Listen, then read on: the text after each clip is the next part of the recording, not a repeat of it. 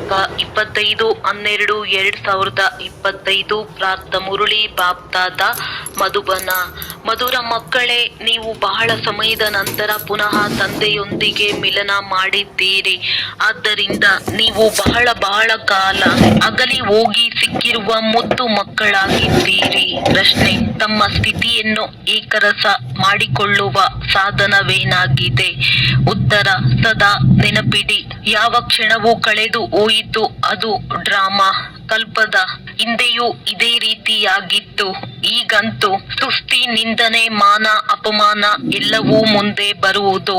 ಆದ್ದರಿಂದ ತಮ್ಮ ಸ್ಥಿತಿಯನ್ನು ಏಕರಸ ಮಾಡಿಕೊಳ್ಳಬೇಕೆಂದರೆ ಕಳೆದು ಹೋದುದರ ಚಿಂತನೆ ಮಾಡಬೇಡಿ. ಓಂ ಶಾಂತಿ. ಆತ್ಮಿಕ ಮಕ್ಕಳ ಪ್ರತಿ ಆತ್ಮಿಕ ತಂದೆಯು ತಿಳಿಸುತ್ತಾರೆ. ಆತ್ಮಿಕ ತಂದೆಯ ಹೆಸರು ಏನು? ಶಿವಬಾಬಾ. ಅವರು ಎಲ್ಲ ಆತ್ಮಗಳ ತಂದೆಯಾಗಿದ್ದಾರೆ. ಎಲ್ಲ ಆತ್ಮಿಕ ಮಕ್ಕಳ ಹೆಸರೇನು? ಆತ್ಮ. ಶರೀರಕ್ಕೆ ಹೆಸರು ಬರುತ್ತದೆ, ಆದರೆ ಆತ್ಮಕ್ಕೆ ಅದೇ ಹೆಸರು ಇರುತ್ತದೆ. ಇದನ್ನು ಸಹ ಮಕ್ಕಳು ತಿಳಿದುಕೊಂಡಿದ್ದೀರಿ. ಅನೇಕ ಸತ್ಸಂಗಗಳಿವೆ. ಇದು ಸತ್ಯವಾದ ಸತ್ಸಂಗವಾಗಿದೆ. ಇದರಲ್ಲಿ ಸತ್ಯ ತಂದೆಯೇ ರಾಜಯೋಗವನ್ನು ಕಲಿಸಿ ನಮ್ಮನ್ನು ಸತ್ಯಯುಗದಲ್ಲಿ ಕರೆದುಕೊಂಡು ಹೋಗುತ್ತಾರೆ. ಇಂತಹ ಸತ್ಸಂಗ ಅಥವಾ ಪಾಠಶಾಲೆ ಮತ್ಯಾವುದೂ ಇರಲು ಸಾಧ್ಯವಿಲ್ಲ. ಇದನ್ನು ಸಹ ನೀವು ತಿಳಿದುಕೊಂಡಿದ್ದೀರಿ. ಇಡೀ ಸೃಷ್ಟಿ ಚಕ್ರವು ನಿಮ್ಮ ಬುದ್ಧಿಯಲ್ಲಿದೆ. ನೀವು ಮಕ್ಕಳೇ ಸ್ವದರ್ಶನ ಚಕ್ರಧಾರಿಯಾಗಿದ್ದೀರಿ. ಈ ಸೃಷ್ಟಿ ಚಕ್ರವು ಹೇಗೆ ಸುತ್ತುತ್ತದೆ ಎಂಬುದನ್ನು ತಂದೆಯು ತಿಳಿಸುತ್ತಾರೆ. ಯಾರಿಗಾದರೂ ತಿಳಿಸುವಾಗ ಅವರನ್ನು ಸೃಷ್ಟಿ ಚಕ್ರದ ಚಿತ್ರದ ಮುಂದೆ ನಿಲ್ಲಿಸಿ, ನೀವೀಗ ಇತ್ತ ಕಡೆ ಹೋಗುತ್ತೀರಿ ಎಂದು ತಿಳಿಸಿ.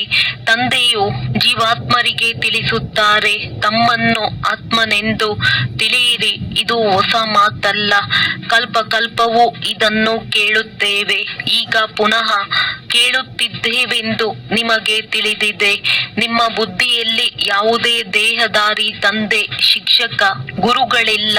ಏಕೆಂದರೆ ನಿಮಗೆ ಗೊತ್ತಿದೆ, ವಿದೇಹಿ ಶಿವ ತಂದೆಯು ನಮ್ಮ ಶಿಕ್ಷಕ, ಗುರುವಾಗಿದ್ದಾರೆ. ಮತ್ಯಾವುದೇ ಸತ್ಸಂಗದಲ್ಲಿ ಈ ರೀತಿ ಮಾತನಾಡುತ್ತಿಲ್ಲ. ಮಧುಬನವಂತೂ ಇದೊಂದೇ ಆಗಿದೆ. ಮನುಷ್ಯರು ಒಂದು ಮಧುಬನವನ್ನು ಬೃಂದಾವನದಲ್ಲಿ ತೋರಿಸುತ್ತಾರೆ. ಅದನ್ನು ಭಕ್ತಿ ಮಾರ್ಗದಲ್ಲಿ ಮನುಷ್ಯರು ಮಾಡಿದ್ದಾರೆ. ಆದರೆ ನಿಜವಾದ ಮಧುಬನವು ಇದಾಗಿದೆ.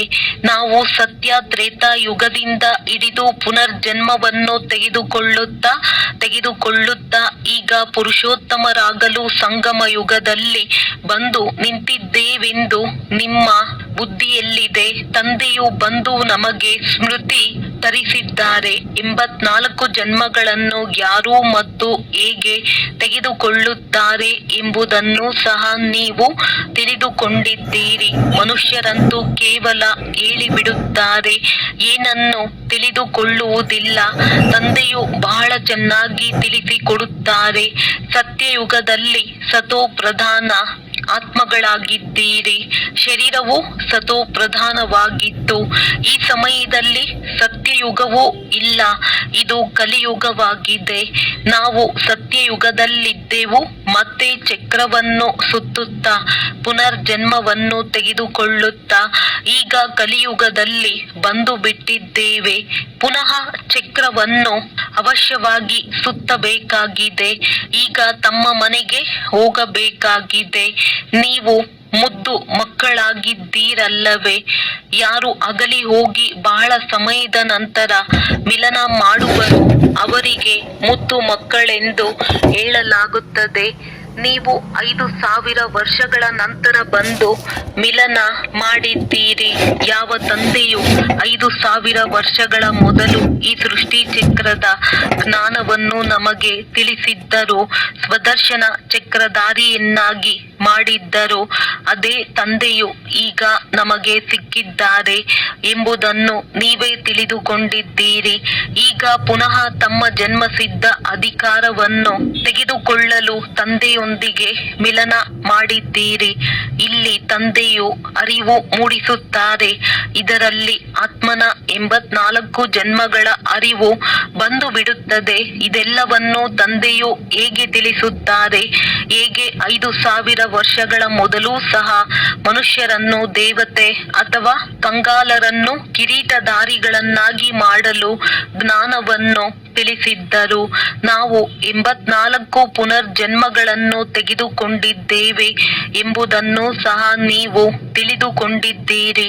ಯಾರು ತೆಗೆದುಕೊಂಡಿಲ್ಲವೋ ಅವರು ಇಲ್ಲಿ ಕಲಿಯುವುದಕ್ಕಾಗಿ ಬರುವುದೂ ಇಲ್ಲ. ಕೆಲವರು ಸ್ವಲ್ಪ ತಿಳಿದುಕೊಳ್ಳುತ್ತಾರೆ. ನಂಬರ್ ವಾರಂತೂ ಇರುತ್ತಾರಲ್ಲವೇ, ತಮ್ಮ ತಮ್ಮ ಮನೆ ಗೃಹಸ್ಥದಲ್ಲಿಯೇ ಇರಬೇಕಾಗಿದೆ. ಎಲ್ಲರೂ ಬಂದು ಇಲ್ಲಿ ಕುಳಿತು ಬಿಡಲು ಸಾಧ್ಯವಿಲ್ಲ. ಯಾರು ಬಹಳ ಒಳ್ಳೆಯ ಪದವಿಯನ್ನು ಪಡೆಯಬೇಕಾಗಿದೆಯೋ ಅವರು ರಿಫ್ರೆಶ್ ಆಗಲು ಬರುತ್ತಾರೆ. ಕಡಿಮೆ ಪದವಿಯವರು ಹೆಚ್ಚು ಪುರುಷಾರ್ಥ ಮಾಡುವುದಿಲ್ಲ. ಇದು ಇಂತಹ ಜ್ಞಾನವಾಗಿದೆ. ಸ್ವಲ್ಪ ಪುರುಷಾರ್ಥ ಮಾಡಿದರೂ ಅದು ವ್ಯರ್ಥವಾಗಿ ಹೋಗುವುದಿಲ್ಲ. ಶಿಕ್ಷೆಗಳನ್ನು ಅನುಭವಿಸಿ ಬಂದು ಬಿಡುತ್ತಾರೆ. ಚೆನ್ನಾಗಿ ಪುರುಷಾರ್ಥ ಮಾಡಿದರೆ ಶಿಕ್ಷೆಯು ಕಡಿಮೆಯಾಗುವುದು. ನೆನಪಿನ ಯಾತ್ರೆ ಇಲ್ಲದೆ ವಿಕರ್ಮವು ವಿನಾಶವಾಗುವುದಿಲ್ಲ. ಇದನ್ನು ತಮಗೆ ತಾವು ಪದೇ ಪದೇ ನೆನಪು ತರಿಸಿಕೊಳ್ಳಿ. ಯಾವುದೇ ಮನುಷ್ಯರು ಸಿಕ್ಕಿದರೆ ಮೊದಲು ಅವರಿಗೆ ಇದನ್ನು ತಿಳಿಸಿ ತಮ್ಮನ್ನು ಆತ್ಮನೆಂದು ತಿಳಿಯಿರಿ. ಈ ಶರೀರದ ಹೆಸರುಗಳಂತೂ ನಂತರದಲ್ಲಿ ಸಿಕ್ಕಿವೆ. ಯಾರನ್ನಾದರೂ ಶರೀರದ ಹೆಸರಿನ ಮೇಲೆಯೇ ಕರೆಯುತ್ತಾರೆ. ಈ ಸಂಗಮದಲ್ಲಿಯೇ ಬೇಅದ್ದಿನ ತಂದೆಯು ಆತ್ಮಿಕ ಮಕ್ಕಳನ್ನು ಕರೆಯುತ್ತಾರೆ. ಆತ್ಮಿಕ ತಂದೆಯು ಬಂದಿದ್ದಾರೆಂದು ನೀವು ಹೇಳುತ್ತೀರಿ. ಆತ್ಮಿಕ ಮಕ್ಕಳೇ ಎಂದು ತಂದೆಯೇ ಹೇಳುತ್ತಾರೆ. ಮೊದಲು ಆತ್ಮಿಕ ತಂದೆಯು ಏನನ್ನು ತಿಳಿಸುತ್ತಾರೆ? ನಿಮ್ಮ ಬುದ್ಧಿಯಲ್ಲಿದೆ. ಶಿವ ತಂದೆಯು ಈ ಭಗೀರಥನಲ್ಲಿ ವಿರಾಜಮಾನವಾಗಿದ್ದಾರೆ. ನಮಗೆ ಅವರೇ ಸಹಜ ರಾಜಯೋಗವನ್ನು ಕಲಿಸುತ್ತಿದ್ದಾರೆ. ಮತ್ಯಾವುದೇ ಮನುಷ್ಯ ಮಾತ್ರರಲ್ಲಿ ತಂದೆಯು ಬಂದು ರಾಜಯೋಗವನ್ನು ಕಲಿಸುವುದಿಲ್ಲ. ತಂದೆಯು ಪುರುಷೋತ್ತಮ ಸಂಗಮ ಯುಗದಲ್ಲಿಯೇ ಬರುತ್ತಾರೆ. ಮತ್ಯಾವುದೇ ಮನುಷ್ಯರು ಎಂದು ಈ ರೀತಿ ಹೇಳಲು ಸಾಧ್ಯವಿಲ್ಲ, ತಿಳಿಸುವುದಕ್ಕೂ ಸಾಧ್ಯವಿಲ್ಲ. ಇದನ್ನು ಸಹ ನೀವು ತಿಳಿದುಕೊಂಡಿದ್ದೀರಿ. ಈ ಶಿಕ್ಷಣವು ಈ ಬ್ರಹ್ಮ ತಂದೆಯದಲ್ಲ. ಕಲಿಯುಗವು ಸಮಾಪ್ತಿಯಾಗಿ ಸತ್ಯಯುಗವು ಬರಲಿದೆ ಎಂಬುದು ಇವರಿಗೂ ಸಹ ತಿಳಿದಿರಲಿಲ್ಲ. ಇವರಿಗೆ ಈಗ ಯಾವುದೇ ದೇಹಧಾರಿ ಗುರುಗಳಿಲ್ಲ. ಅನ್ಯ ಎಲ್ಲ ಮನುಷ್ಯ ಮಾತ್ರರು ನಮಗೆ ಇಂತಹ ಗುರುಗಳಿದ್ದಾರೆ. ಇಂಥವರು ಜ್ಯೋತಿಯಲ್ಲಿ ಸಮಾವೇಶವಾದರು ಎಂದು ಹೇಳುತ್ತಾರೆ. ಎಲ್ಲರಿಗೆ ದೇಹಧಾರಿ ಗುರುಗಳಿರುತ್ತಾರೆ. ಧರ್ಮ ಸ್ಥಾಪಕರು ದೇಹಧಾರಿಗಳಾಗಿದ್ದಾರೆ. ಈ ಧರ್ಮವನ್ನು ಯಾರು ಸ್ಥಾಪನೆ ಮಾಡಿದ್ದರು? ಪರಮಪಿತ ಪರಮಾತ್ಮ ತ್ರಿಮೂರ್ತಿ ಶಿವ ತಂದೆಯು ಬ್ರಹ್ಮರವರ ಮೂಲಕ ಸ್ಥಾಪನೆ ಮಾಡಿದ್ದಾರೆ. ಇವರ ಶರೀರದ ಹೆಸರು ಬ್ರಹ್ಮ ಎಂದಾಗಿದೆ. ಕ್ರಿಶ್ಚಿಯನ್ನರು ಸಹ ಕ್ರಿಸ್ತನು ಈ ಧರ್ಮವನ್ನು ಸ್ಥಾಪನೆ ಮಾಡಿದರೆಂದು ಹೇಳುತ್ತಾರೆ. ಅವರಂತೂ ದೇಹಧಾರಿಯಾಗಿದ್ದಾರೆ. ಚಿತ್ರವು ಧರ್ಮ ಸ್ಥಾಪಕರ ಚಿತ್ರವನ್ನೇನು ತೋರಿಸುತ್ತೀರಿ? ಶಿವನನ್ನೇ ತೋರಿಸುತ್ತೀರಿ. ಶಿವನ ಚಿತ್ರವನ್ನು ಸಹ ಕೆಲವರು ದೊಡ್ಡದಾಗಿ ಮಾಡಿಸುತ್ತಾರೆ. ಆದರೆ ಅವರು ಬಿಂದುವಾಗಿದ್ದಾರೆ. ನಾಮರೂಪವೂ ಇದೆ, ಆದರೆ ಅವ್ಯಕ್ತನಾಗಿದ್ದಾರೆ. ಈ ಸ್ಥೂಲ ನೇತ್ರಗಳಿಂದ ನೋಡಲು ಸಾಧ್ಯವಿಲ್ಲ. ಶಿವ ತಂದೆಯು ನೀವು ಮಕ್ಕಳಿಗೆ ರಾಜ್ಯ ಭಾಗ್ಯವನ್ನು ಕೊಟ್ಟು ಹೋಗಿದ್ದಾರೆ. ಆದ್ದರಿಂದಲೇ ನೆನಪು ಮಾಡುತ್ತೀರಲ್ಲವೇ? ಶಿವ ತಂದೆಯು ತಿಳಿಸುತ್ತಾರೆ, ಮಕ್ಕಳೇ, ಮನ್ಮನಾಭವ ತಂದೆಯಾದ ನನ್ನೊಬ್ಬನನ್ನೇ ನೆನಪು ಮಾಡಿ, ಮತ್ಯಾರದ್ದೇ ಸ್ತುತಿ ಮಾಡುವಂತಿಲ್ಲ. ಆತ್ಮನ ಬುದ್ಧಿಯಲ್ಲಿ ಯಾವುದೇ ದೇಹವು ನೆನಪಿಗೆ ಬರಬಾರದು. ಇದು ಚೆನ್ನಾಗಿ ತಿಳಿದುಕೊಳ್ಳುವ ಮಾತಾಗಿದೆ. ನಮಗೆ ಶಿವ ತಂದೆಯು ಓದಿಸುತ್ತಾರೆ ಎಂಬುದನ್ನು ಇಡೀ ದಿನ ಸ್ಮರಣೆ ಮಾಡಿಕೊಳ್ಳುತ್ತಾ ಇರಿ. ಶಿವ ಭಗವಾನು ವಾಚ, ಮೊಟ್ಟ ಮೊದಲು ಪರಮಾತ್ಮನ ಬಗ್ಗೆ ತಿಳಿದುಕೊಳ್ಳಬೇಕಾಗಿದೆ. ಇದನ್ನು ಪಕ್ಕಾ ಮಾಡಿಕೊಳ್ಳದೆ ಆಸ್ತಿಯ ಬಗ್ಗೆ ತಿಳಿಸಿದರೆ ಅವರಿಗೆ ಏನೂ ಬುದ್ಧಿಯಲ್ಲಿ ಕುಳಿತುಕೊಳ್ಳುವುದಿಲ್ಲ. ನಿಮ್ಮ ಮಾತಂತೂ ಸರಿಯಾಗಿದೆ ಎಂದು ಕೆಲವರು ಹೇಳುತ್ತಾರೆ. ಇನ್ನು ಕೆಲವರು ಇದನ್ನು ತಿಳಿದುಕೊಳ್ಳುವುದರಲ್ಲಿ ಸಮಯ ಬೇಕೆಂದು ಹೇಳುತ್ತಾರೆ. ಕೆಲವರು ವಿಚಾರ ಮಾಡುತ್ತೇವೆಂದು ಹೇಳುತ್ತಾರೆ. ಹಿಂದೆ ಭಿನ್ನ ಭಿನ್ನ ಪ್ರಕಾರದವರು ಬರುತ್ತಾರೆ. ಇದು ಹೊಸ ಮಾತಾಗಿದೆ. ಪರಮಪಿತ ಪರಮಾತ್ಮ ಶಿವನು ಆತ್ಮಗಳಿಗೆ ಕುಳಿತು ಓದಿಸುತ್ತಾರೆ. ವಿಚಾರ ನಡೆಯುತ್ತದೆ. ಮನುಷ್ಯರಿಗೆ ಇದು ಅರ್ಥವಾಗಬೇಕಾದರೆ ಏನು ಮಾಡಬೇಕು? ಶಿವನೇ ಜ್ಞಾನ ಸಾಗರನಾಗಿದ್ದಾರೆ. ಆತ್ಮಕ್ಕೆ ಜ್ಞಾನ ಸಾಗರನೆಂದು ಹೇಗೆ ಹೇಳುತ್ತಾರೆ? ಅವರಿಗೆ ಶರೀರವೇ ಇಲ್ಲ. ಜ್ಞಾನ ಸಾಗರನೆಂದ ಮೇಲೆ ಅವಶ್ಯವಾಗಿ ಅವರು ಯಾವಾಗಲೂ ಜ್ಞಾನವನ್ನು ತಿಳಿಸಿದ್ದಾರೆ. ಆದ್ದರಿಂದಲೇ ಅವರಿಗೆ ಜ್ಞಾನ ಸಾಗರನೆಂದು ಹೇಳುತ್ತಾರೆ. ಸುಮ್ಮನೆ ಏಕೆ ಹೇಳುವರು? ಯಾರಾದರೂ ಚೆನ್ನಾಗಿ ಓದುತ್ತಾರೆಂದರೆ ಇವರು ಬಹಳ ಬೇಗ ಶಾಸ್ತ್ರಗಳನ್ನು ಓದಿದ್ದಾರೆಂದು ಹೇಳಲಾಗುತ್ತದೆ ಮತ್ತು ಅವರಿಗೆ ಶಾಸ್ತ್ರಿ ಅಥವಾ ವಿದ್ವಾಂಸರೆಂದು ಹೇಳುತ್ತಾರೆ. ಆದರೆ ತಂದೆಗೆ ಜ್ಞಾನ ಸಾಗರ ಅಥಾರಿಟಿ ಎಂದು ಹೇಳಲಾಗುತ್ತದೆ. ಅವಶ್ಯವಾಗಿ ಅವರು ಬಂದು ಹೋಗಿದ್ದಾರೆ.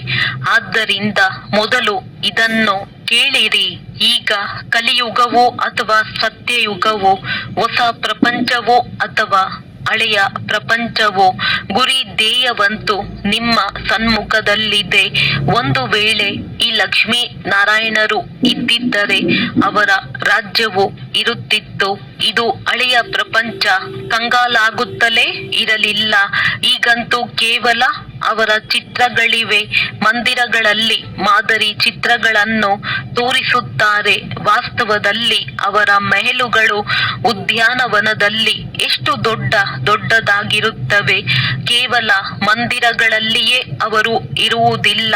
ಅವರ ಮಾದರಿಯನ್ನು ಚಿಕ್ಕ ರೂಪದಲ್ಲಿ ತೋರಿಸುತ್ತಾರೆ. ಹೇಗೆ ಪ್ರಧಾನ ಮಂತ್ರಿಯ ಮನೆಯು ಎಷ್ಟು ದೊಡ್ಡದಾಗಿರುತ್ತದೆ, ಹಾಗೆಯೇ ದೇವಿ ದೇವತೆಗಳೂ ಸಹ ದೊಡ್ಡ ಮೆಹಲುಗಳಲ್ಲಿರುತ್ತಾರೆ. ಬಹಳಷ್ಟು ಜಾಗವಿರುತ್ತದೆ. ಅಲ್ಲಿ ಹೆದರುವ ಮಾತೆ ಇರುವುದಿಲ್ಲ. ಸದಾ ಹೂದೋಟವೇ ಇರುತ್ತದೆ. ಮುಳ್ಳುಗಳಿರುವುದಿಲ್ಲ. ಅದು ಉದ್ಯಾನವನವಾಗಿದೆ. ಅಲ್ಲಂತೂ ಸೌದೆ ಇತ್ಯಾದಿಗಳನ್ನು ಸುಡುವುದಿಲ್ಲ. ಏಕೆಂದರೆ ಸೌದೆಗಳನ್ನು ಸುಟ್ಟಾಗ ಅದರಿಂದ ಬರುವ ಹೊಗೆಯಿಂದ ದುಃಖದ ಅನುಭವವಾಗುತ್ತದೆ. ಸತ್ಯಯುಗದಲ್ಲಿ ನಾವು ಬಹಳ ಕಡಿಮೆ ಜಾಗದಲ್ಲಿ ಇರುತ್ತೇವೆ. ನಂತರ ವೃದ್ಧಿಯಾಗತೊಡಗುತ್ತದೆ. ಬಹಳ ಒಳ್ಳೊಳ್ಳೆಯ ಉದ್ಯಾನವನಗಳಿರುತ್ತವೆ. ಸುವಾಸನೆಯು ಬರುತ್ತಿರುತ್ತದೆ. ಅರಣ್ಯವಿರುವುದೇ ಇಲ್ಲ. ಈಗಂತೂ ಕೇವಲ ಅದರ ಅನುಭವವಾಗುತ್ತದೆ, ನೋಡುವುದಂತೂ ಇಲ್ಲ. ನೀವು ಧ್ಯಾನದಲ್ಲಿ ದೊಡ್ಡ ಮೆಹಲುಗಳನ್ನು ನೋಡಿಕೊಂಡು ಬರುತ್ತೀರಿ. ಆದರೆ ಅವನ್ನು ಇಲ್ಲಿ ಮಾಡಿಸಲು ಸಾಧ್ಯವಿಲ್ಲ. ಸಾಕ್ಷಾತ್ಕಾರವಾಗಿ ಮತ್ತೆ ಮಾಯವಾಗಿ ಬಿಡುತ್ತದೆ. ರಾಜರು, ರಾಜಕುಮಾರಿಯರಿರುತ್ತಾರೆ. ಸ್ವರ್ಗವು ಬಹಳ ರಮಣೀಕವಾಗಿರುತ್ತದೆ. ಹೇಗೆ ಇಲ್ಲಿ ಮೈಸೂರು ಇತ್ಯಾದಿಗಳು ರಮಣೀಕವಾಗಿರುತ್ತವೆ, ಹಾಗೆಯೇ ಅಲ್ಲಿ ಬಹಳ ಒಳ್ಳೊಳ್ಳೆಯ ತಂಪಾದ ಗಾಳಿಯು ಬೀಸುತ್ತಿರುತ್ತದೆ. ನೀರಿನ ಜರಿಗಳು ಹರಿಯುತ್ತಿರುತ್ತವೆ. ನಾವು ಒಳ್ಳೊಳ್ಳೆಯ ವಸ್ತುಗಳನ್ನು ತಯಾರಿಸಬೇಕೆಂದು ಆತ್ಮವು ತಿಳಿಯುತ್ತದೆ. ಆತ್ಮಕ್ಕೆ ಸ್ವರ್ಗವಂತೂ ನೆನಪಿಗೆ ಬರುತ್ತದೆ ಎಲ್ಲವೇ. ನೀವು ಮಕ್ಕಳಿಗೆ ಈಗ ರಿಯಲೈಸ್ ಆಗುತ್ತದೆ ನಾವು ಎಲ್ಲಿ ಇರುತ್ತೇವೆ, ಏನೇನಾಗುತ್ತದೆ. ಈ ಸಮಯದಲ್ಲಿ ಈ ಸ್ಮೃತಿ ಇರುತ್ತದೆ. ಚಿತ್ರಗಳನ್ನು ನೋಡಿ ನೀವು ಎಷ್ಟು ಅದೃಷ್ಟವಂತರಾಗಿದ್ದೀರಿ. ಅಲ್ಲಿ ದುಃಖದ ಯಾವುದೇ ಮಾತಿರುವುದಿಲ್ಲ. ನಾವಂತೂ ಸ್ವರ್ಗದಲ್ಲಿದ್ದೆವು, ನಂತರ ಕೆಳಗಿಳಿದೆವು. ಈಗ ಪುನಃ ಸ್ವರ್ಗದಲ್ಲಿ ಹೋಗಬೇಕಾಗಿದೆ. ಅಂದ ಮೇಲೆ ಹೇಗೆ ಸ್ವರ್ಗದಲ್ಲಿ ಹೋಗುವುದು. ಹಗ್ಗವನ್ನಿಡಿದು ಹೋಗುತ್ತೀರಾ? ನಾವಾತ್ಮಗಳು ಶಾಂತಿಧಾಮದ ನಿವಾಸಿಗಳಾಗಿದ್ದೇವೆ. ನೀವೀಗ ಪುನಃ ದೇವತೆಗಳಾಗುತ್ತಿದ್ದೀರಿ ಮತ್ತು ಅನ್ಯರನ್ನು ಮಾಡುತ್ತಿದ್ದೀರೆಂದು ತಂದೆಯು ಸ್ಮೃತಿ ತರಿಸಿದ್ದಾರೆ. ಎಷ್ಟೊಂದು ಮಂದಿ ಮನೆಯಲ್ಲಿ ಕುಳಿತಿದಂತೆಯೇ ಸಾಕ್ಷಾತ್ಕಾರ ಮಾಡುತ್ತಾರೆ. ಬಂಧನದಲ್ಲಿರುವವರು ಎಂದೂ ನೋಡಿರುವುದಿಲ್ಲ. ಆತ್ಮಕ್ಕೆ ಹೇಗೆ ಉಮಂಗ ಬರುತ್ತದೆ? ತಮ್ಮ ಮನೆ ಸಮೀಪಿಸುತ್ತಿದ್ದಂತೆಯೇ ಆತ್ಮಕ್ಕೆ ಖುಷಿಯಾಗುತ್ತದೆ. ತಂದೆಯು ನಮಗೆ ಜ್ಞಾನ ನೀಡಿ ಶೃಂಗರಿಸಲು ಬಂದಿದ್ದಾರೆ ಎಂದು ತಿಳಿದುಕೊಳ್ಳುತ್ತಾರೆ. ಕೊನೆಗೊಂದು ದಿನ ಇದು ಪತ್ರಿಕೆಗಳಲ್ಲಿಯೂ ಬರುವುದು. ಈಗಂತೂ ಸ್ತುತಿ, ನಿಂದನೆ, ಮಾನ, ಅಪಮಾನ ಎಲ್ಲವೂ ಮುಂದೆ ಬರುತ್ತದೆ.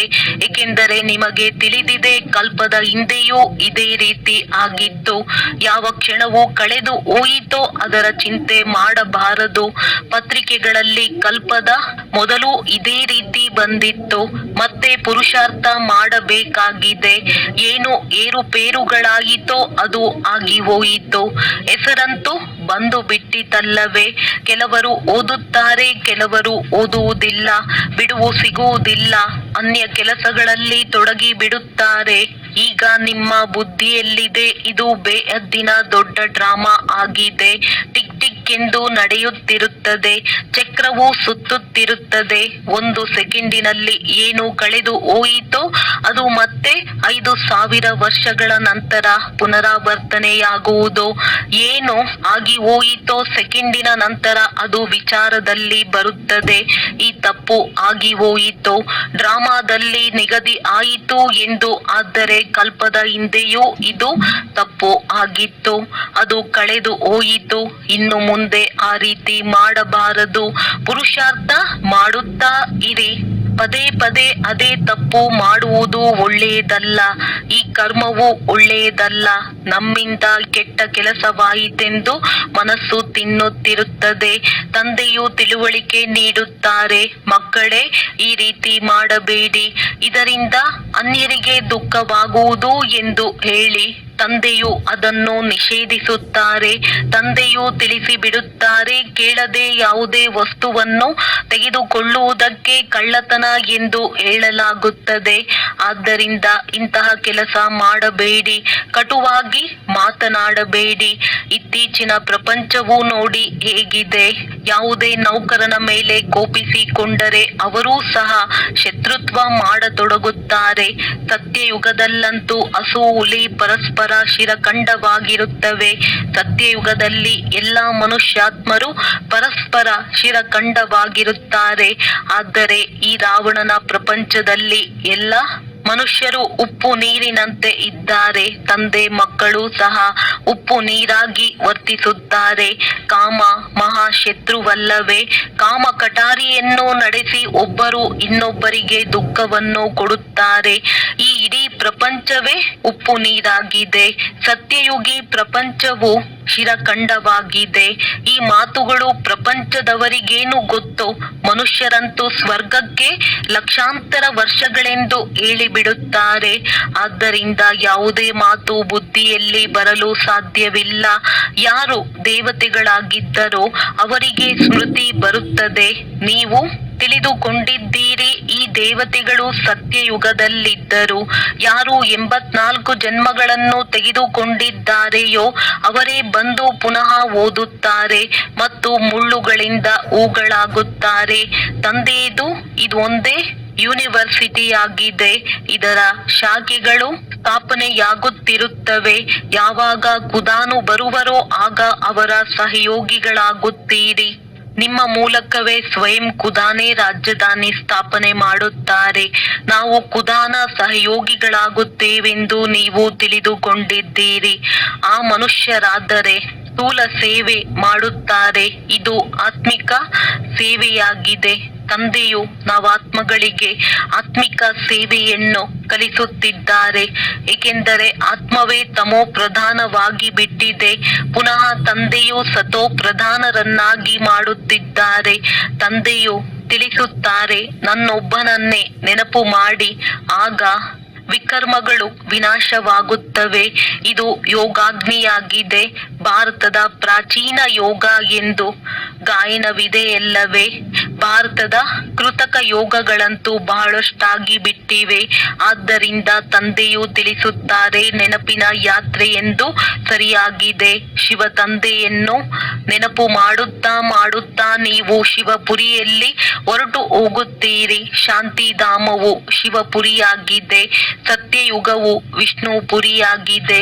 ಇದು ರಾವಣಪುರಿಯಾಗಿದೆ. ವಿಷ್ಣುಪುರಿಯ ನಂತರ ರಾಮಪುರಿಯಾಗುವುದು.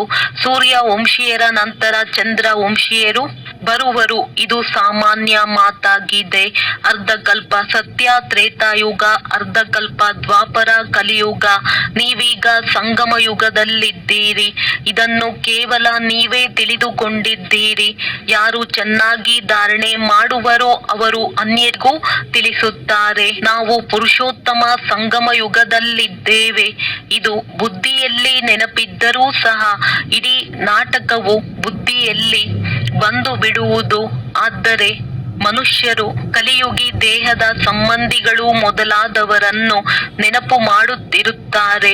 ತಂದೆಯು ತಿಳಿಸುತ್ತಾರೆ, ಮಕ್ಕಳೇ, ನೀವು ಒಬ್ಬ ತಂದೆಯನ್ನೇ ನೆನಪು ಮಾಡಬೇಕಾಗಿದೆ. ಸರ್ವರ ಸದ್ಗತಿದಾತ ರಾಜಯೋಗವನ್ನು ಕಲಿಸುವವರು ಒಬ್ಬರೇ ಆಗಿದ್ದಾರೆ. ಆದ್ದರಿಂದ ತಂದೆಯು ತಿಳಿಸಿದ್ದಾರೆ, ಶಿವ ತಂದೆಯ ಜಯಂತಿಯೇ ಇಡೀ ಪ್ರಪಂಚವನ್ನು ಪರಿವರ್ತಿಸುತ್ತದೆ.